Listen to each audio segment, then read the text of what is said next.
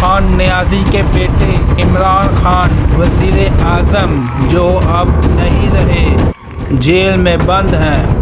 इंशाअल्लाह मैं फिर आऊँगा।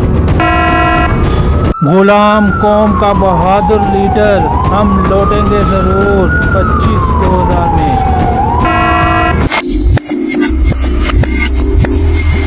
1992 में सूबे पंजाब में लाहौर में इमरान खान पैदा हुए। And Imran Khan, who was a young man making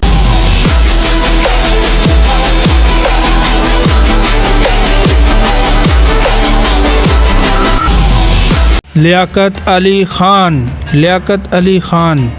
मैंने भी इमरान खान की तरह बॉलिंग में नाम हासिल किया और मैं क्रिकेटर भी था और बॉलिंग भी करता था। मैंने पाकिस्तान को इस्लामी जमहूरिया पाकिस्तान बनाया और ये नाम मैंने ही रखा। जिसकी मुझे सज़ा मिली, गोली मार दी गई, मुझे शहीद कर दिया गया। और निशाना किसको बनाया? इस्लाम को। गोली मारने वाले का नाम सैयद अकबर रख दिया गया, जो कि ये इमरान खान के साथ भी।